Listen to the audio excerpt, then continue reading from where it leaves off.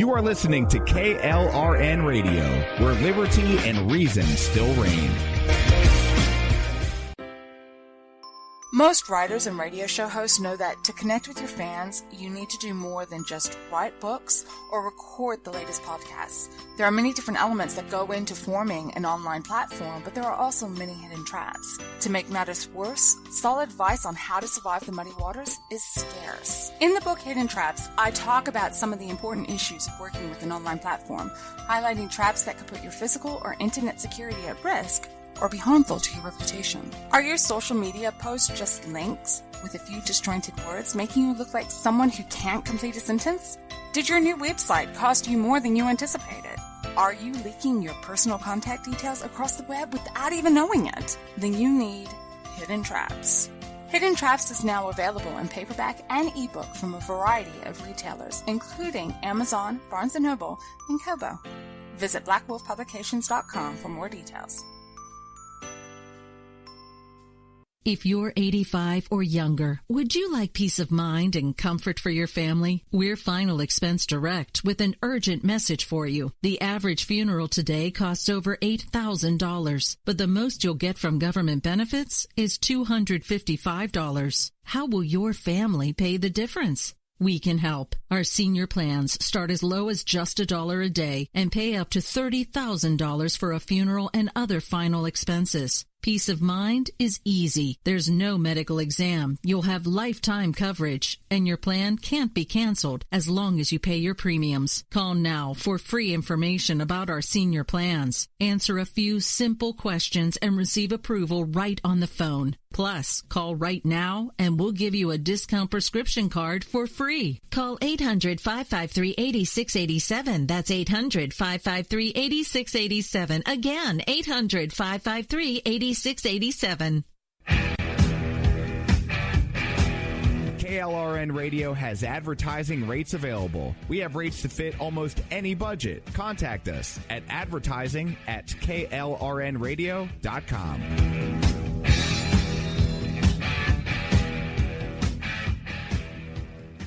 Everyone loves liberty. Our rights come from God, not the government. So why are you letting other people tell you what's best for your healthcare? Exercise your freedom with Liberty Health Share. Liberty Health Share is a community of people who voluntarily share one another's medical costs. Liberty Health Share is founded on the idea that most people truly want to help one another. Healthcare sharing allows members to do just that as a true community that supports one another in times of need. Liberty believes people should make decisions for themselves and their families. Members are able to take back the freedom to make their own decisions about their healthcare. Freedom from guilt or doubt about how your money is used. You have the freedom to direct your healthcare, not to be dictated to by bureaucrats. Stop letting others tell you what to do and join a community of like-minded people. Exercise your freedom. Join Liberty Health Share and take back the control of your healthcare while helping those around you. Call Liberty at 855-58-LIBERTY. Again, that's 855-58-LIBERTY for more information, or you can check them out at libertyhealthshare.org. Again, that's libertyhealthshare.org.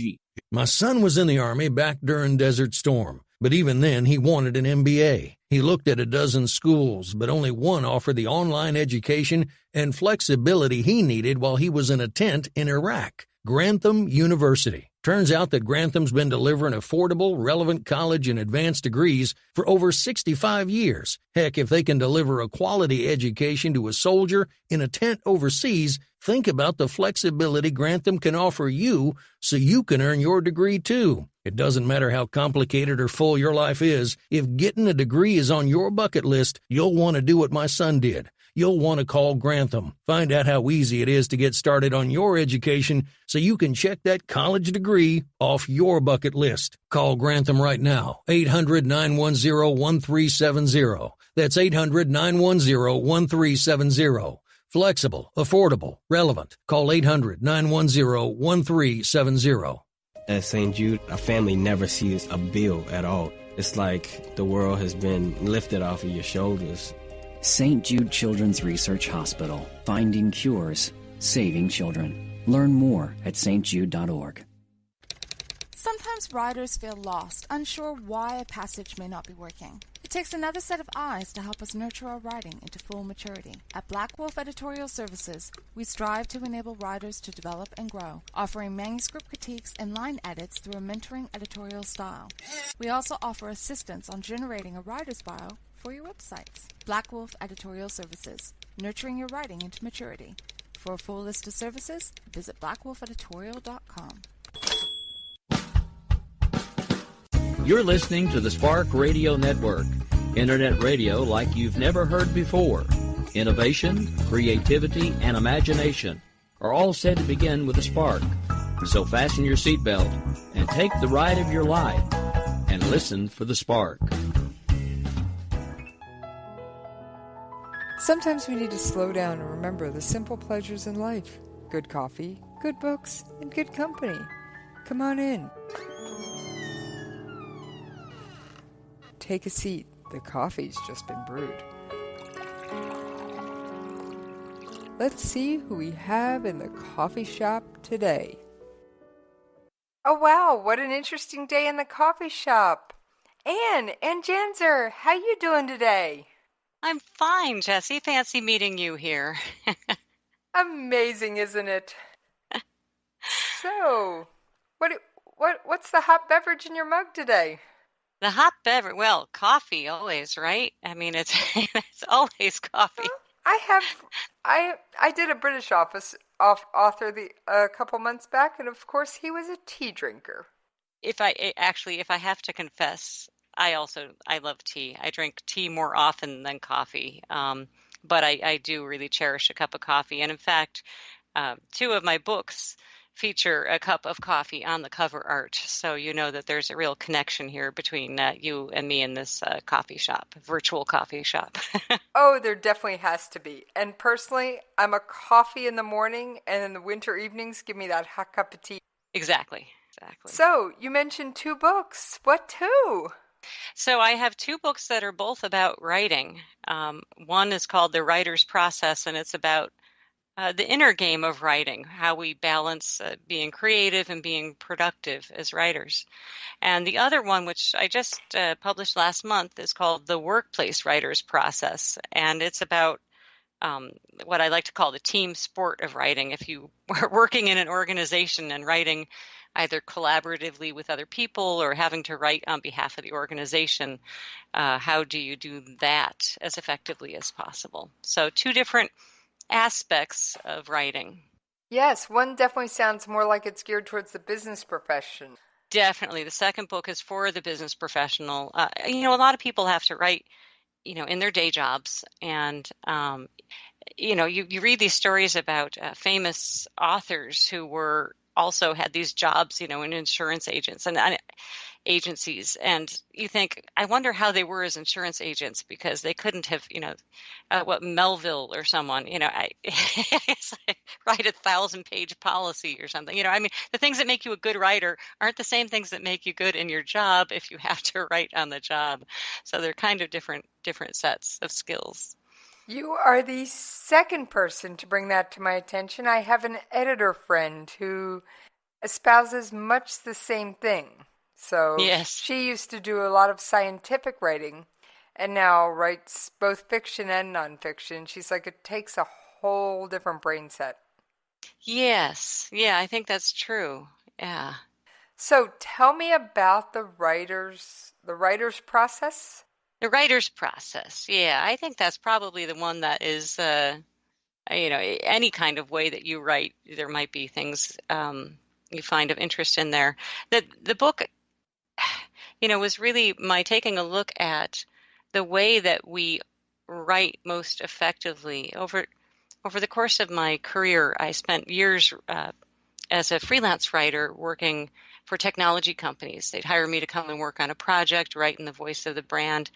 I figured out ways to be as productive as possible, but also be creative and have fun and enjoy the work.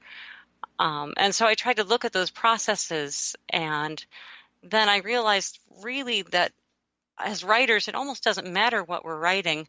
We're all using some same sets of mental processes. We all begin with the same writing tool, which is the human brain, right? And we have to figure out how to make the brain do what we want, how to give us the discipline to work, and yet how to think creatively for fresh ideas and stories, and how to balance those processes. So this book was an exploration of that. I looked a little bit of cognitive science things. I talked to a lot of other writers, and I researched what famous authors do, and I found that really there's just an awful lot in common that we share, and we know a lot of ways we can share each other's experiences, our successes, as well as the problems that we run into. We can all learn from each other and from the cognitive scientists as well, in terms of what they tell us about how we think and how we behave. That was a long-winded answer. That's okay. It sounds fascinating. It truly does. It sounds like one of those books where no matter whether you're writing science fiction, fantasy, or a memoir, you could pick up a thing or two.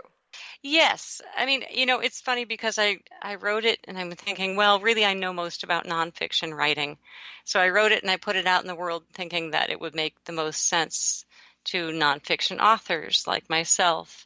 But I heard a lot from friends who are novelists or people who write mysteries or children's book authors that really there's a lot of fairly universal things in there about creativity and productivity that apply to us all.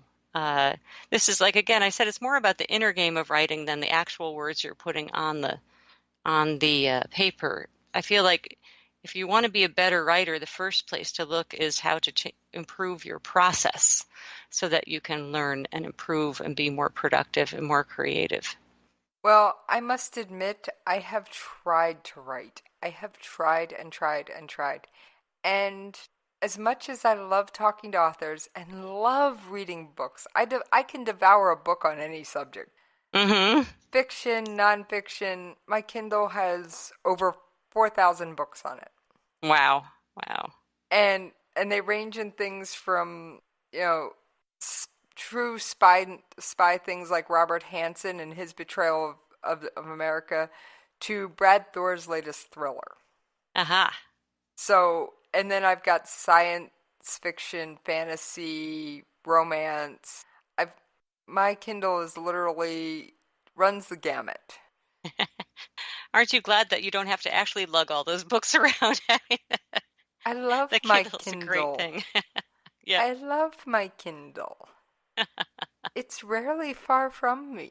Yeah. So, as much as I would like to learn how to write, it's just not something I enjoy. I'd rather be reading. Well, okay, fair enough. Not everybody is a writer. That, in the sense of everybody can be a writer, but if you don't enjoy it, then that's not where you should be spending your time. Yeah. Usually True when enough. I try, I'd either rather be writing or rather be on air. Yeah, that's right. You do things many other people cannot, which is broadcasting live on air. It's a fun hobby. Yeah. Everybody needs one. Absolutely. And it is likewise creative. It is creative. Oh, yes. I have my antics I pull on air on a regular basis that my regular listeners of both shows would recognize. So, when you went to write this book, did you plot it all out and have it organized, like chapter 1 was going to be about this and chapter 2 was going to be about that? Or did you get the information down and then figure out the best order? Or how did you go about this? So I actually have a process that I've used for all my books so far. I've written a third one, which is about marketing, which is the very first book that I wrote. And in each case, what I do first is I do the research, but what it's not just reading other people's books and reading research and interviewing. I do what I call inner research, which is to simply write about a topic. It's before I even knew exactly what the book was going to be. I just opened up some files, and every day I would just write whatever occurred to me. I knew I wanted to write about the writing process, so I started just writing thoughts, following conversations in sort of a free writing mode. And as I did that, when I really write something, that's when I think deeply about it. So for me, writing is a way of thinking deeply and focusing. And I ended up with, 25,000 words of ideas, thoughts that would trigger other research. I would go off and get a book to read. So I do that. And when I've done what I call that inner research, as well as whatever external research, then I'm ready to figure out what the structure of the book is and what the book is really about and who's the real audience. And I outline before and start filling out the outline as I go. Okay, so you do more or less what I call plotting your book out, even though yours isn't waiting for the huge climax. It's one of those, you do plot the book out. Yeah. So, I mean, because it's not fiction. I mean, there's the whole plotters and pantsers debate, right? And it's not fiction, but so I need to have a plot. I don't want to, there's nothing worse than a nonfiction book that just kind of rambles and wanders off and ends off in the ether somewhere. I don't know if you've ever read any of those. I know I have. It's like, wait, why did we go past chapter 3 anyway? I don't want to write that. I want to write a book that makes sense as a whole thing. But if you think about it, my pantsing portion, my just sort of exploration happens before I'm writing, when I'm doing all of that free writing of really exploring the different ideas without any firm idea of where I'm going to go. And I do end up discarding most of that writing, but there's a lot of it I'm able to pull things from. So maybe one phrase or one sentence that you really like, or the way you explain this one little nugget that you pull, but the rest of it, yeah, you can go in the outtakes folder. Yeah, exactly. And it's okay. It's okay to have outtakes. I mean, I don't really figure out what I think about something until I'm writing about it. So that's very fascinating. I mean, for me, I don't start delving into a subject until I'm ready to put it on air. Once I decide that this subject is something I'm going to bring up on air extensively, because sometimes I'll do extra episodes of my main show which focuses on news and current events, and I will spend days or weeks putting together the points I want to make. And then I'll grab a cheater card, much like I did do for all my coffee shop interviews, and I'll put my 5 or 6 main points I want to make down on that card. Never more than that. And then I just prop it up next to my monitor, and away I go. So you decide, you focus on a topic that you know you're going to want to air. You know it's deep enough before you go into the work of putting together your points. Well, for example, I did a special episode on Did We Pay a Ransom for Bo Bergdahl? Okay. There was enough there that I knew I had a topic. Right. The one I'm currently working on, and this is kind of a spoiler alert for my fans, but that's okay. I'm working on the UN Human Rights Council and how some of these countries become members. Oh, yeah, that's so these are all really meaty topics. I mean, you know there's enough in there before you start that you're not going to nothing to say on this broadcast. Right? Well, just like North Korea. I can do a whole hour on North Korea with a couple of audio clips almost off the cuff at this point, because between North Korea and the Middle East, it's come up so much in international news. Right. That I know a lot of the facts and figures and numbers and main points off the top of my head at this point. So you are constantly, in a sense, researching by just listening and reading and following, staying current on these things. You're constantly researching, and then a part of your brain knows that you may want to broadcast on it. So you are filtering and filing away these ideas to use as fodder for when you're ready to do a broadcast. Exactly. I mean, when I go to prep my regular show, my Monday through Thursday show, I start my show prep no more than 2 hours before my show. Mm-hmm. And all I do is I pull up a website and I literally start searching international news. And then I start going to different international news sites, U.S. news sites, and I pick out either something that interests me or something that's been all over the mainstream media, but I want to take it to another level that they didn't take the time to do because U.S. News is obviously going to focus more on what's going on here than the fact that the Iranian elections had a Tinder-style app. Interesting. I mean, it's just that odd kind of fact that'll get me going, wait a minute, tell me more about this, and I'll start digging around in it. Right, right. So, to some extent, my writing process is kind of like you looking around in the news. I'll open up the free writing and start digging around in what's going on in my brain and what I hear.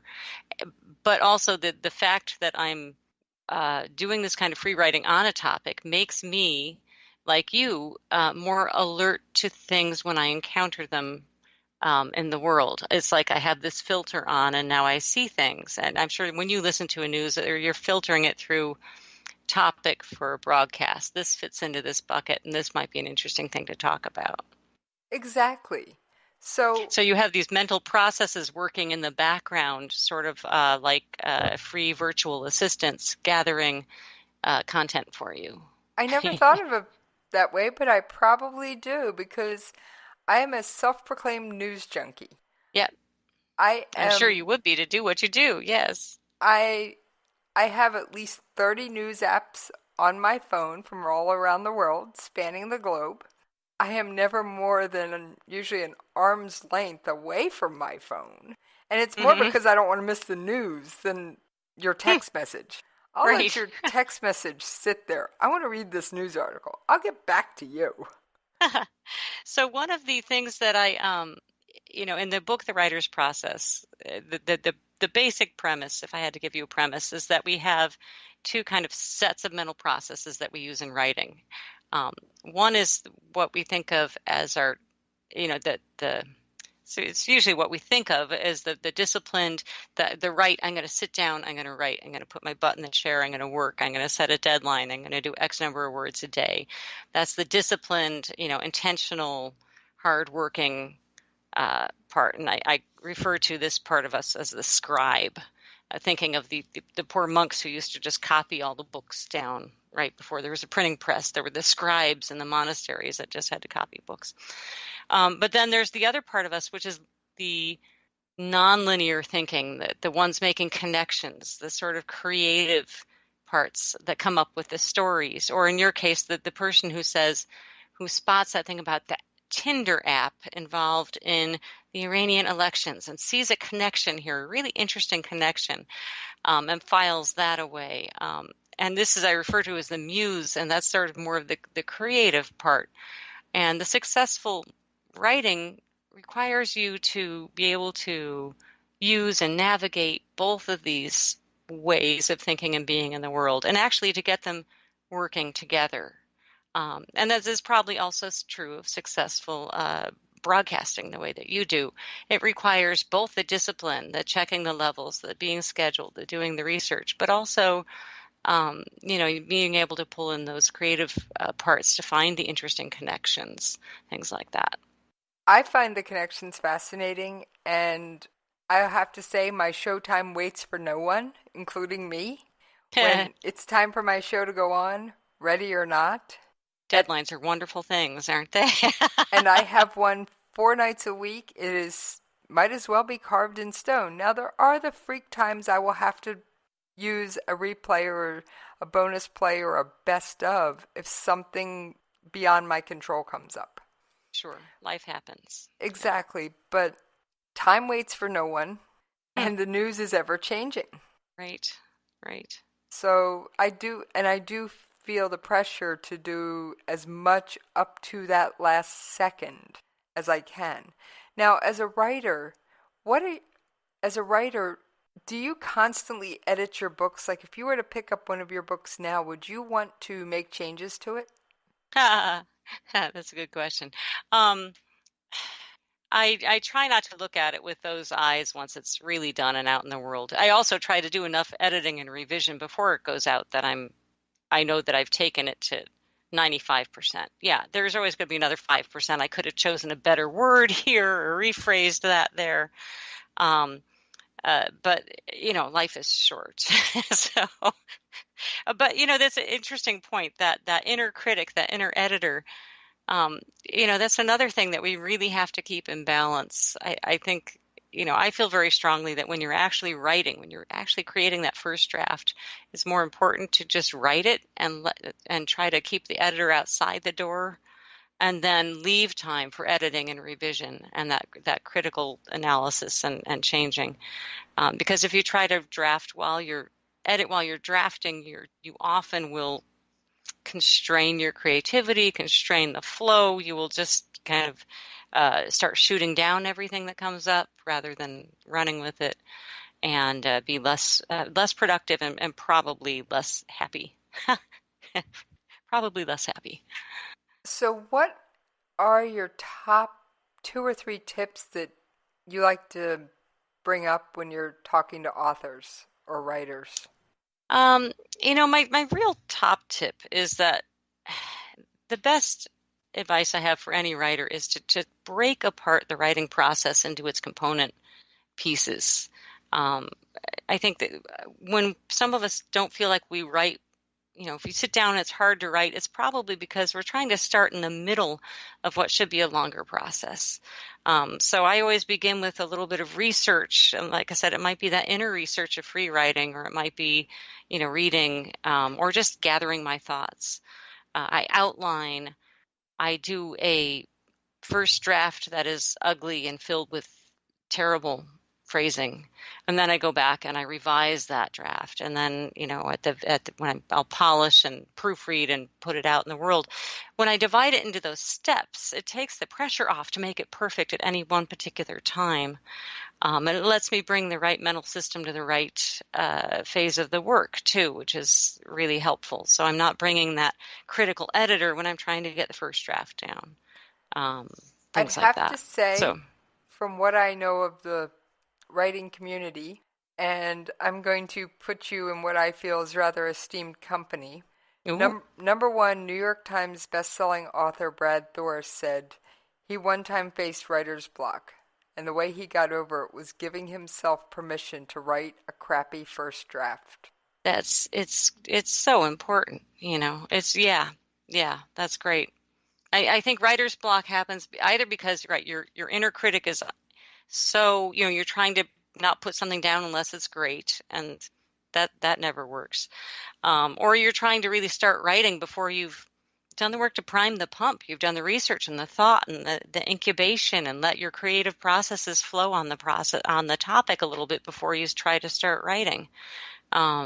So I think writer's block is usually a sign of a broken process, not like some kind of block from on high. Now, do you recommend that writers do things like write at the same time each day, or have a set schedule that they follow? So that's one. I think you got to figure out what works for you personally. I do think that everybody, the one thing I would suggest is a daily writing practice, that you try to do some amount of writing every day. A lot of people swear it needs to be at the same time. It's like, if it works for you to get up early, that's great. If it works to be at the same time, whatever's going to set you up for success is what you should do. But, there I feel like we have differences. Some people are like, I like to write late at night, or I like to early in the morning, or I will be struck by inspiration in the shower and rush out dripping and go to the laptop. Whatever it may be. That's kind of personal, what works for you. But I think it is important to show up and write something every day, because you're priming your brain to say, I'm going to keep doing this.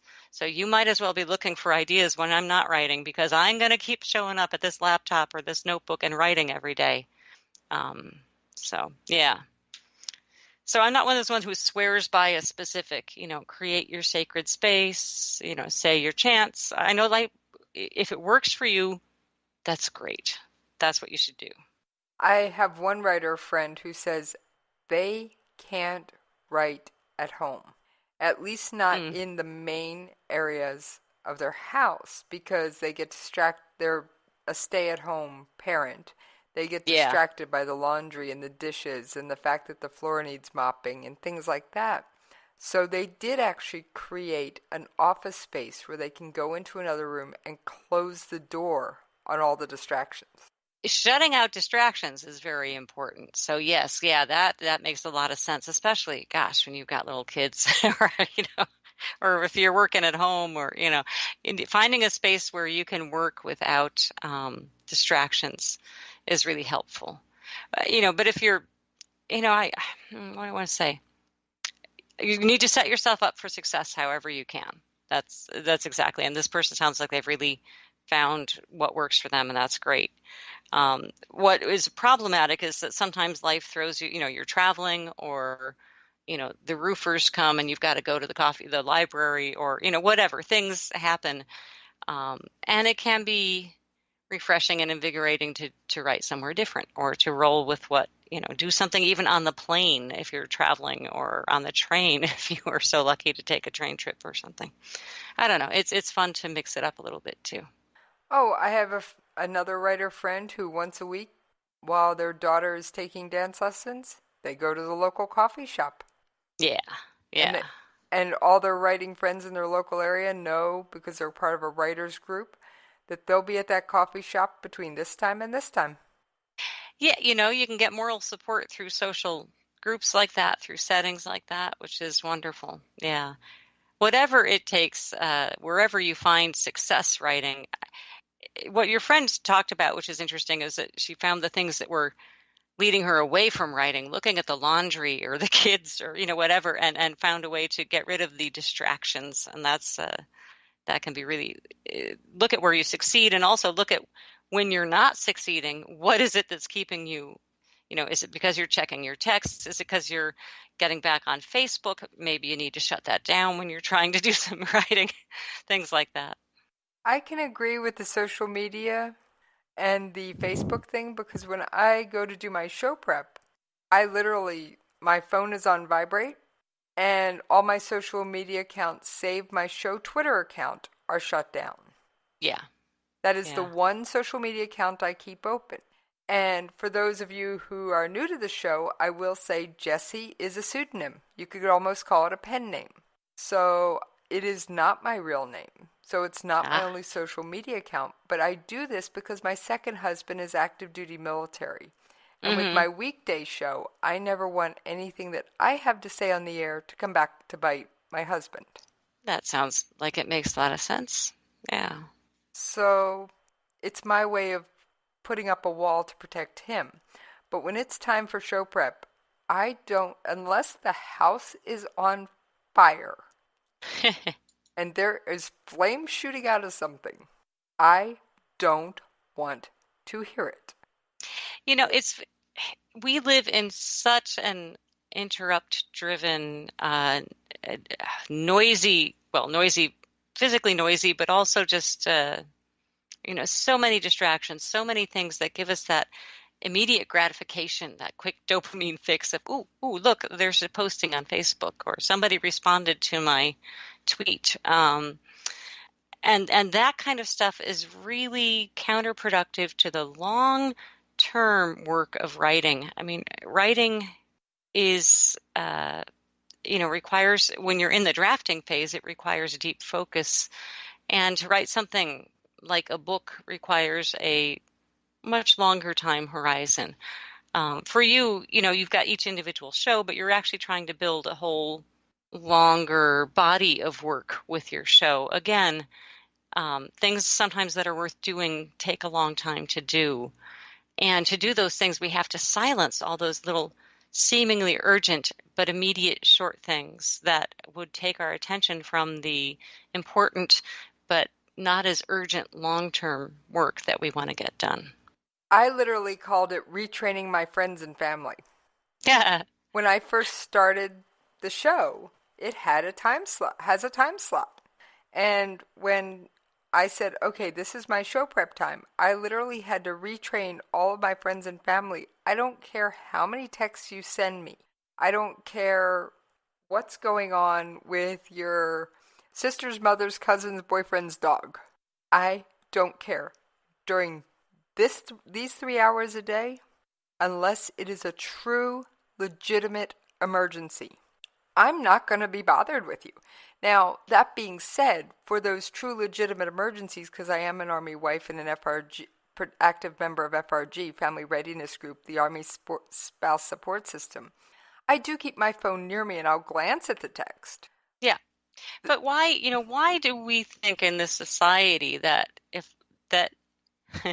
that we have to respond instantly to everybody's text? A text for my kids or something. But I mean, why did we get to this sense that we are on call to everybody all the time? And do you really expect that when you send something to someone that they're going to drop what they're doing and answer your call? I mean, it's so counterproductive to focus and attention that, I've tried to get to just checking and answering email only a couple times a day. It's surprisingly hard to do. You want to do it more often, right? Because you feel like they're waiting for a response. It's tough. And I think we have to retrain ourselves as well as our family and friends about this, and just not try to give everything the urgency of immediate response. Unless it is that true emergency. Save it for there are, like you said, there are always things that do merit an immediate response, and those should have it. But that's not everything. I mean, that is a small subset of things, and hopefully not that often. That's that 1%. And it happened to me one night. I had done all my show prep. I was 20 minutes away from going on the air. An Army wife texted me. She lives 2 miles from me. My water broke. My husband's not home. I need a ride to the hospital. That was an honest to goodness, yes, appropriately, immediately urgent situation. I had a replay dropped and was out the door in 5 minutes and on her phone in 6 going, I'm already in the car on the way. My husband's right behind me to walk your dog, close up the house, do whatever you do. Just pass me your car keys. And literally, pass my husband your house keys, get in the van. We're going to the hospital. He'll close up the house and follow with your hospital bag. Because it was good for you. That was a true emergency. Yeah. And that was the 1%. Yes, right. Hey, can we get together for coffee tomorrow at 2? I'll get back to you after I get off the air. Right. So, but like I said, there are those distinctions, and I agree with you. It is important. And you're talking to somebody with ADD. Yeah. And yet I have trained my brain that during these hours, I have to be almost hyper-focused. Yeah. Well, I mean, I feel like culturally, we're almost training ourselves to all be more on the ADD spectrum by these constant interruptions. And that's very damaging to, long-term focus and long-term work, like writing. Yeah. But it sounds like you've got a good strategy, and it's working for you. You've set aside these sort of sacred times to do your deep work. Exactly. Now, I'm going to ask you, Anne, to just hang on for just a few moments. We've got to pay those ever-incumbent radio station bills known as ads. And so I'm going to pour you a fresh cup of coffee, and I will see you on the other side of the commercial break. Most writers and radio show hosts know that to connect with your fans, you need to do more than just write books or record the latest podcasts. There are many different elements that go into forming an online platform, but there are also many hidden traps. To make matters worse, solid advice on how to survive the muddy waters is scarce. In the book Hidden Traps, I talk about some of the important issues of working with an online platform, highlighting traps that could put your physical or internet security at risk or be harmful to your reputation. Are your social media posts just links with a few disjointed words, making you look like someone who can't complete a sentence? Did your new website cost you more than you anticipated? Are you leaking your personal contact details across the web without even knowing it? Then you need Hidden Traps. Hidden Traps is now available in paperback and ebook from a variety of retailers, including Amazon, Barnes & Noble, and Kobo. Visit blackwolfpublications.com for more details.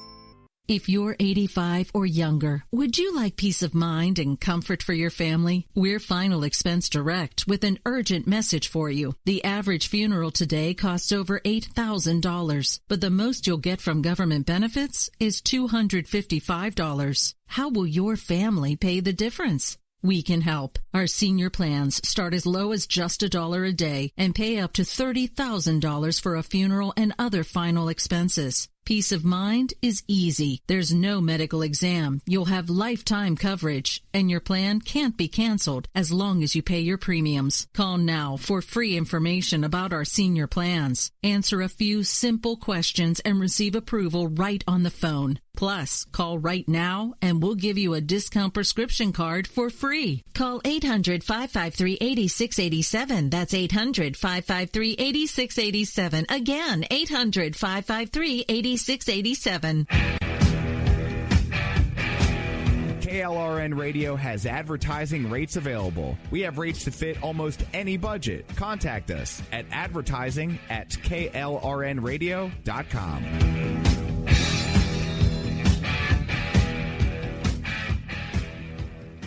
Everyone loves liberty. Our rights come from God, not the government. So why are you letting other people tell you what's best for your health care? Exercise your freedom with Liberty Health Share. Liberty Health Share is a community of people who voluntarily share one another's medical costs. Liberty Health Share is founded on the idea that most people truly want to help one another. Healthcare sharing allows members to do just that as a true community that supports one another in times of need. Liberty believes people should make decisions for themselves and their families. Members are able to take back the freedom to make their own decisions about their health care. Freedom from guilt or doubt about how your money is used. You have the freedom to direct your health care, not to be dictated to by bureaucrats. Stop letting others tell you what to do and join a community of like-minded people. Exercise your freedom. Join Liberty Health Share and take back the control of your health care while helping those around you. Call Liberty at 855-58-LIBERTY. Again, that's 855-58-LIBERTY for more information, or you can check them out at libertyhealthshare.org. Again, that's libertyhealthshare.org. Sometimes writers feel lost, unsure why a passage may not be working. It takes another set of eyes to help us nurture our writing into full maturity. At Black Wolf Editorial Services, we strive to enable writers to develop and grow, offering manuscript critiques and line edits through a mentoring editorial style. We also offer assistance on generating a writer's bio for your websites. Black Wolf Editorial Services, nurturing your writing into maturity. For a full list of services, visit blackwolfeditorial.com. Well, thank y'all for hanging in there with us while we paid those ever-present radio station bills. Anne, thank you for hanging in there with me. No problem. Now, what advice would you give to the young writer or the new writer? Oh, I would say that the most important thing is to start writing. And bear with me, it sounds so trite, start writing. I know that I, for years, was waiting for the good idea to write about. I wanted to write a book, but I was waiting for some perfect book idea to descend from the sky, and then I would write it.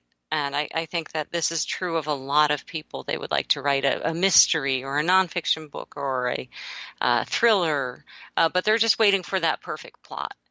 And I think that don't get all the parts of your brain engaged in this until you actually simply start writing and start working.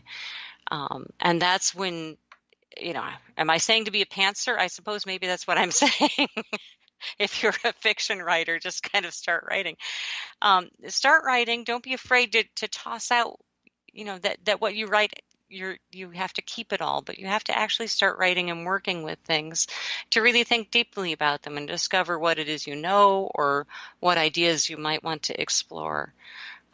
So it's rather than waiting for the good idea, write your way to the good idea. That's my best advice to new writers. Awesome. Now, what about someone who's younger, say a teenager that wants to start writing? Obviously, they may not have the thought process ready for a novel. What would you suggest for someone, 14, 15, 17, 13, somewhere in the teenage? Again, I think start writing and see what happens. See where, because you may not have a decades of life experiences to draw on, but you have you have creativity, and I feel like when you're writing, you see the world a little bit differently. So I would say give yourself permission to start writing stories if that's what you're interested in, whatever your genre or thing that you're excited about is, without having to worry about it being perfect or great or publishable or any of those things. I think that certainly teenagers are often particularly hard on themselves, wanting things to be just right. And, you may or may not love the stuff that you first do, but I guarantee that if you work at it intentionally, you'll like your second story or your third story better than your first. And by the time you're doing your fourth or your fifth, you'll be writing differently, and it will be feeling differently, and you'll be just improving as a craftsperson and as an artist. So I would say don't be afraid to start writing. I wish I had done more story writing. I had this all caught up, and everything had to be really good if I created it, and I didn't have a great idea, so I couldn't write. That wrong circular thinking problem. I think it's great, that you encourage anyone, pretty much no matter what the age, just to basically jump in with both feet and start writing. Yeah, because I think you discover things about yourself when you write, and I think you see the world differently when you're writing. So it is worth doing, even if at the end of the particular story you've written you don't like it that much. You're in a different place than where you started, and it is worthwhile effort. And I also think it was great that you said even yourself, when you were a child, you wished you'd done more writing. So I think that was an outstanding point to make. Thanks. Now, what would be your second biggest piece of advice on how writers should go about improving their craft? Second biggest piece of advice. Well, it's what do I want to say? There's a book called Grit by Angela Duckworth. I don't know if you've read it. I'd recommend it. It's very interesting. It's about how we become more resilient people, which we need to do. And I think good writers need to be resilient. Writing can actually help you with resilience. So I would say second piece of advice is just to keep challenging yourself to just improve a little bit each time, to just do something a little bit better. Maybe just pick a slightly better word choice this time, or think a little bit more deeply, or try something a little new. Because especially if you're getting started, this is how you grow. This is how you grow as a writer. This is actually how you grow as a person as well. Now, when you say think deeply about a topic, and this is a phrase you've used repeatedly, are you talking about like going into the nuts and bolts? So if we're discussing a cake recipe, for example, the type of flour, how the flour feels, and how it looks in the measuring cup, things like that? Or are we talking about just the lists of things that need to go into them? Well, it really depends. So if I'm writing a recipe, it depends on what you're writing, what I mean by think deeply. What I really mean is uncovering anything beyond the obvious, So, the flour is white and powdery, if I'm describing something. This analogy, I may spin out of control on this analogy, so forgive me. But by think deeply, I mean, think about it not just from what I want to say. Let's say I want to write some point about baking, about flour. But what matters is how am I writing? If I'm writing to you and you are not a baker, maybe I need to think about it from your perspective as well. And maybe there's another way to consider how to describe flour that might make sense to someone who's not a baker. I'm just trying to, by think deeply, I mean, there's the stuff that if you want to write, and I come from a nonfiction background. So if I want to write about writing, it's like, okay, here's all the stuff I know about writing.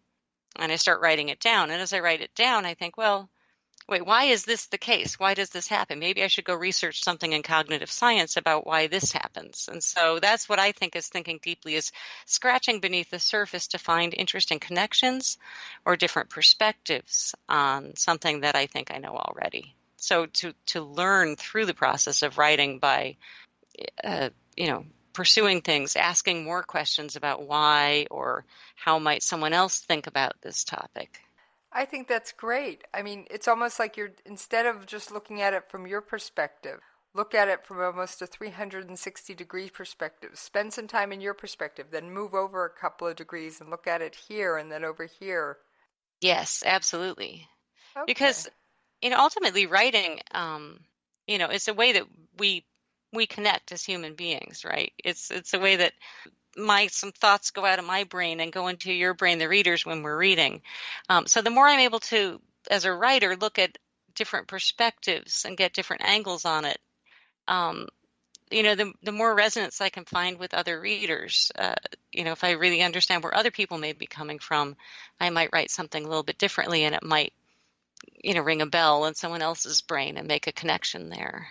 All right. Now I'm going to ask about your publishing path. Are you traditionally published or self-published? I am self-published with one exception, which is that the book that I wrote on marketing, which is my first book, I self-published, and then I self-published a second edition. But now it is being traditionally published in Japan, in Japanese. Oh no, that's fascinating. I'm a Japanese hybrid, like a Prius. That's what I am. I think it's fascinating, and I think that's a fun analogy. Thanks. So what made you choose the self-publishing path? So my first book was about marketing, and it was for marketing professionals, a business audience. And I wanted to get it out quickly because I felt it was about marketing for subscription-based businesses.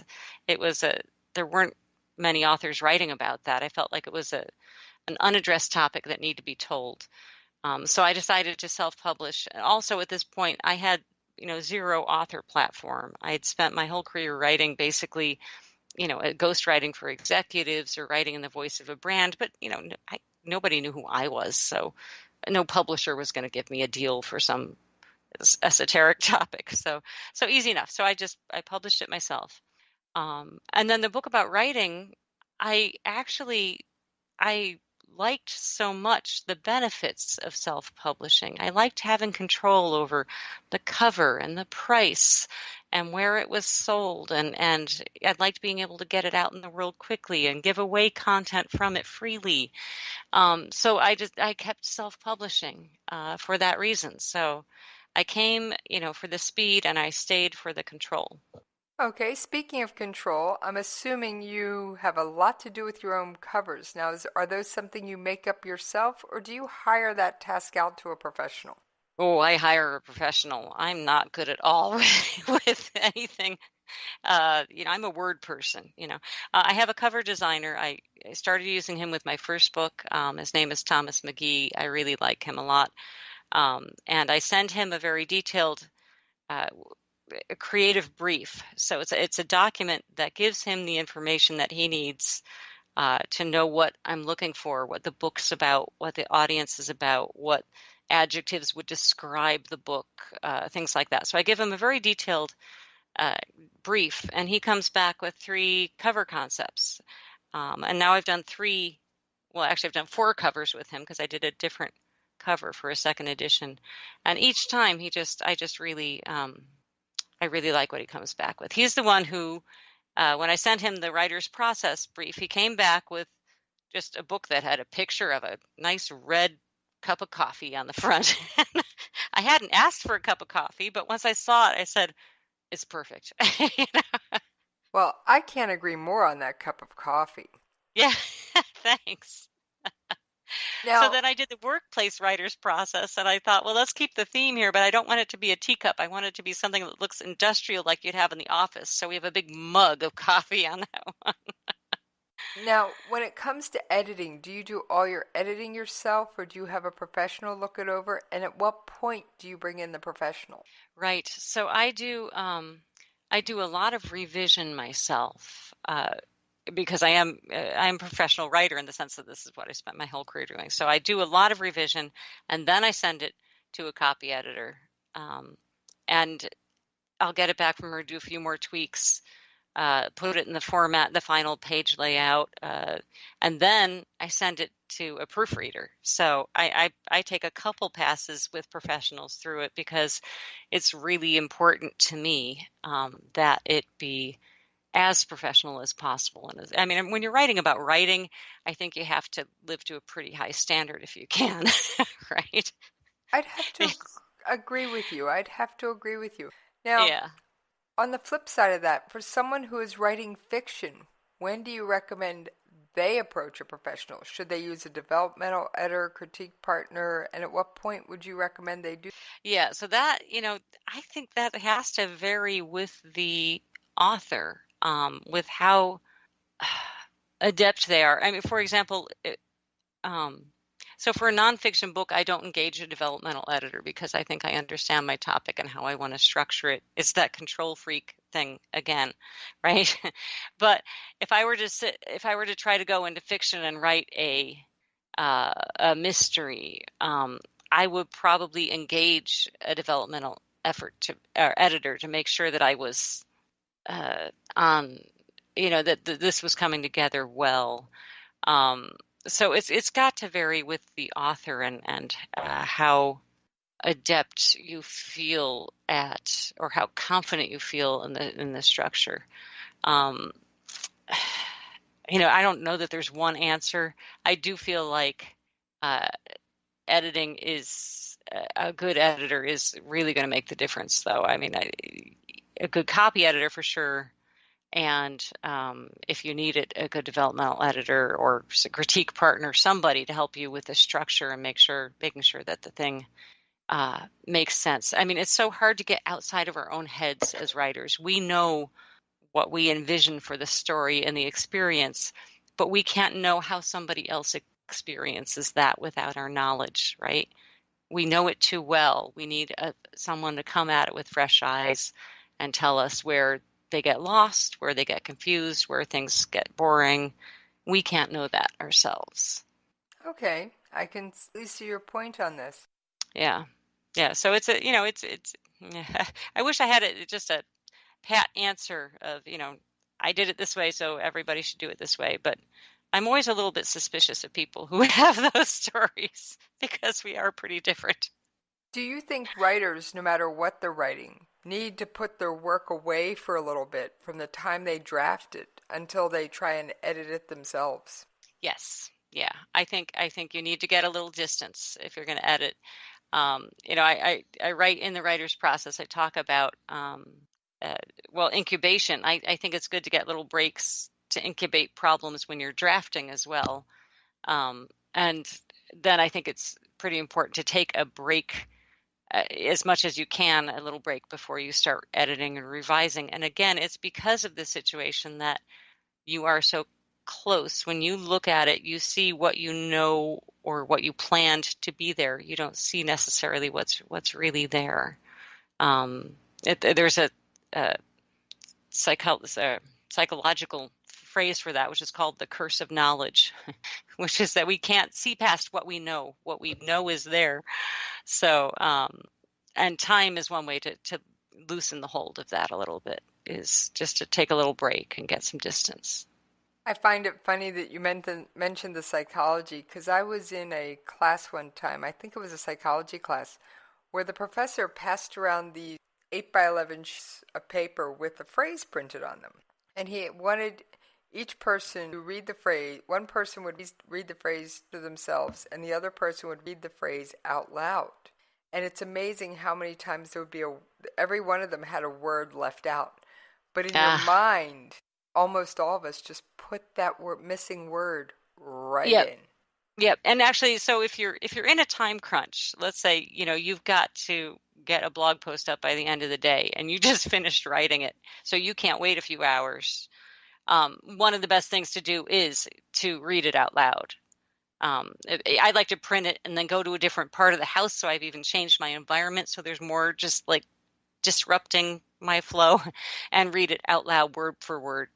And you tend to find things that are wrong that you otherwise wouldn't spot. Well, I think those are some outstanding tips. Oh, now, thank you.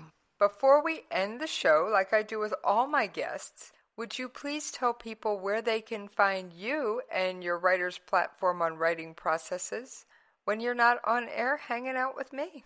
Right. Well, when I leave the coffee shop, I go back to my website, which is just my name, AnnJanzer.com, ANNEJANZER.com. And there's actually a place there where you can, once a week I'll put up a blog post about writing process. And you can sign up to get them by email if you want, or you can just find them there on the homepage if you want to just browse through and see what's there. Hopefully there's something. And there's also a contact form that, so you can, if you have a question or something, or want to send me some kind of feedback on anything, I'd be happy to hear it. Outstanding. Well, I thank you for joining me in the coffee shop today. Thanks for having me. It's been fun. And I think it's time now to pour myself another cup of coffee and settle in with a good book. Come in store and you'll also get a 10-day sample of Double Wear Longwear Foundation in your perfect shade. Quantities are limited, so don't miss the Estee